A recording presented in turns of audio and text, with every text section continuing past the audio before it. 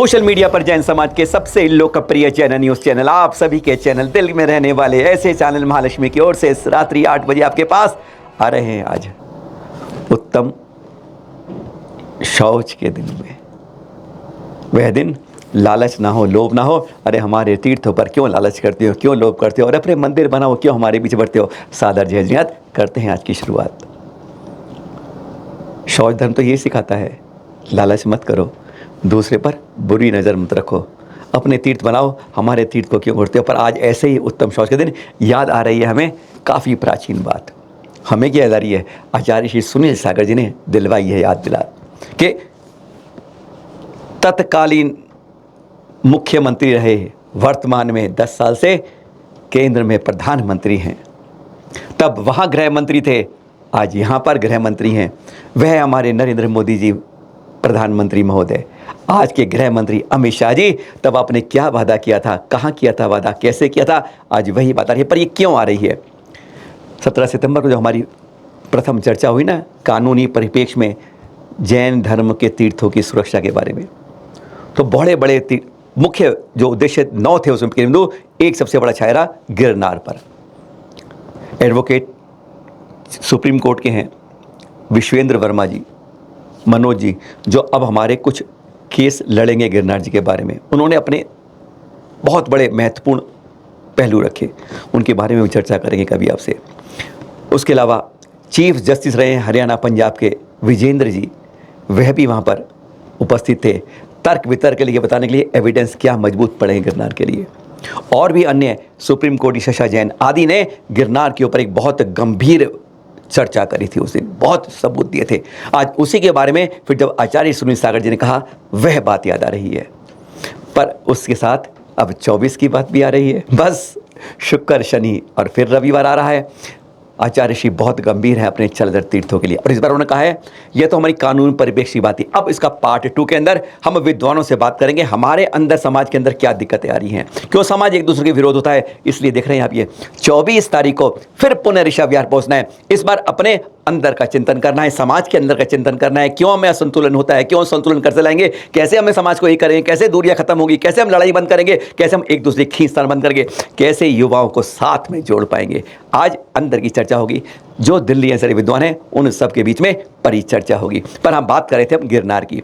17 तारीख को जो बात हुई, आचार्य श्री ने याद दिलाया प्रधानमंत्री मोदी जी को और गृह मंत्री अमित शाह जी को जो है कि आपने क्या वादा किया था और सत्ता में आने के बाद क्यों उसे भूल जाती हो। वादे जो किए जाते हैं उन्हें याद रखना चाहिए। कम से कम एक आप जब उस समय अनशन तोड़वा रहे थे तो ये वादा भी कर रहे थे। याद करिए तब के मोदी जी ने क्या कहा था और आज मोदी जी के सामने क्या कहते हैं। अगर हमें बुलाना है तो इस बारे में चर्चा नहीं करना है। सुनिए जरा आचार्य श्री सुनील सागर जी। कर्नाटक में अमित शाह ने कहा था और उन्होंने 13 अक्टूबर 2006 मेरुभूषण महाराज ने जब अनशन किया था, जब गुजरात सरकार से यहां आकर के गृह मंत्री के रूप में कहा था कि मोदी जी ने कहा है कि गिरनार के मामले में हम जैनियों पर अन्याय नहीं होने देंगे। महाराज जी अनशन तोड़िए, हम लोग कोशिश करेंगे, कोर्ट में केस चल रहा है और अन्याय नहीं होगा। और तब की बात अब एकदम बदल गई, गिरनार पर बात ही मत कीजिए। साहब चल क्या रहा है,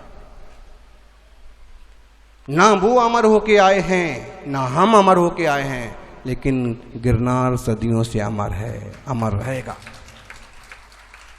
दत्तात्रेय जी की जो बात करते हैं, जो कि एक नैमिनाथ के गणधर का भी नाम था, लेकिन वो दिगंबर मुनि थे। अगर तुम मानो भी तो शेषा वन की दूसरी बहुत सारी गुफाएं हैं वहां पर। हमारे साथ एक ऐसा योग बन गया कि गिरनार प्रवास में हमें पूरा गिरनार घूमना पड़ा, एक पहाड़ की चोटियां घूमना पड़ी, सारी गुफाएं में जाना पड़ा। वहां और भी गुफाएं हैं। दत्तात्रेय जी ने जहां तप किया है वो 5 भी टोंक नहीं है, वो शेषा वन के थोड़ी ऊपरी हिस्से से जंगल की तरफ जाने वाली एक गुफा है, वहां उन्होंने तप किया। वो मानते हैं कि वो अभी भी जीवंत हैं, अजर अमर हैं वो, है ना।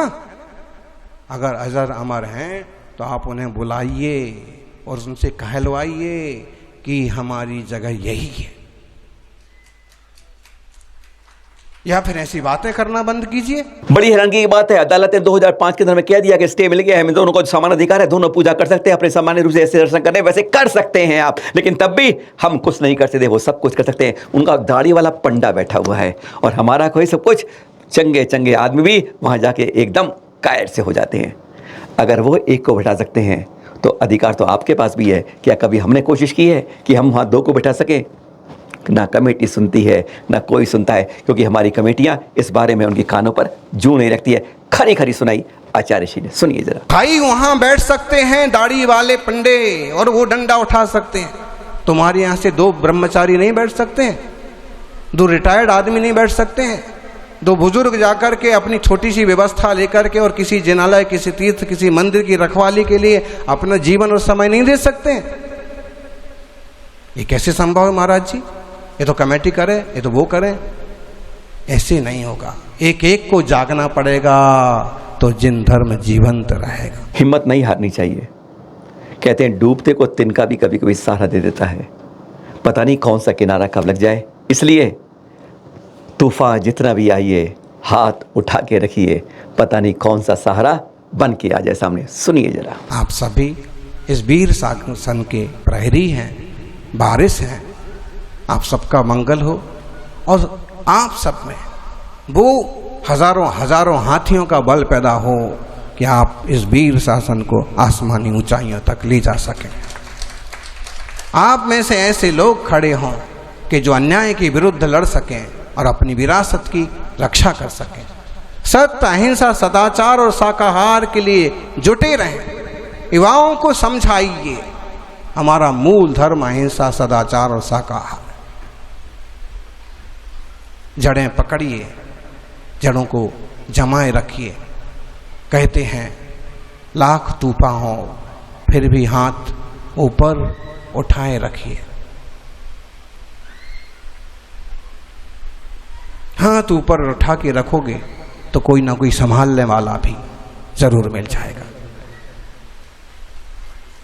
न धर्मो धार्मिक बिना धर्मात्माओं को भी हेल्प करना सीखिए, संभालना सीखिए। कहीं कोई टूट रहा है, कहीं कोई गिर रहा है, कहीं कोई बिछड़ रहा है, कहीं कोई भाग रहा है, उसको संबोधित कीजिए, कैसे भी करके लाइन पर लाइए।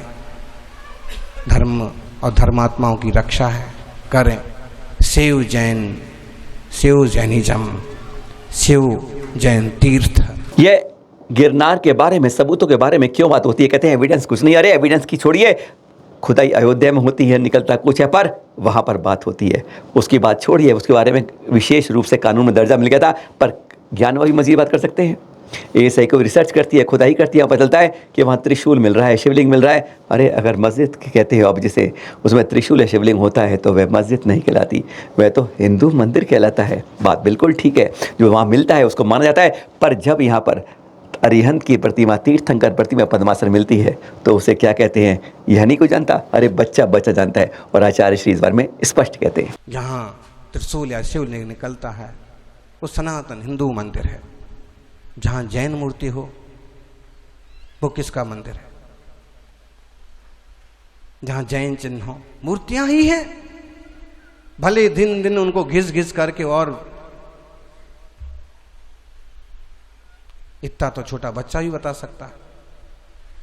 ये बात बड़े लोगों को, सरकार को समझ में ना आए। सब कुछ साफ दिखता है, पर कहते हैं कानून अंधा होता है, उसकी आंखों में पट्टी बंदी होती है। वह तो केवल सबूत देखता है, सबूत, एविडेंस, तथ्य। चीफ जस्टिस विजेंद्र जी आए थे, उन्होंने स्पष्ट कहा था आपकी कोई भी जो है ना आपके अंदर की उद्वेगना है, आपकी सहानुभूति है, उससे कुछ फर्क नहीं पड़ता। आपकी भावनाएं, उससे अदालत कुछ फर्क नहीं पड़ता। वह पट्टी बांध के केवल सबूत देखता है। पर आचार्य जी कहते हैं आज समूह जो कानून है अंधा ही नहीं हुआ, सुन भी नहीं पाता है, उसके कानों पर ढक्कन लगा दिए हैं सरकार ने। और जब तक ढक्कन नहीं हटेंगे वह सुन नहीं पाएगा, देख पहले नहीं सकता। तो तुम्हारे गिरनार के बारे में क्या, पर चलते रहिए, कभी तो ढक्कन हटाने वाला कोई आएगा। सुनिए जरा आचार्य श्री से। कानून अंधा होता है, वो प्रमाण मांगता है। आज कानून अंधे के साथ साथ बहरा भी हो गया। हम सारे प्रमाण देंगे, वो दिखाएंगे, तब भी वो उसने, सरकार ने दोनों कानों में ढक्कन लगा दिया है कि तुम्हें ये बात नहीं सुनना है। ऐसी स्थिति से गुजर रहे हैं, फिर भी हिम्मत करिए, शायद कोई खुले कान वाला भी मिले और आपका काम हो जाए।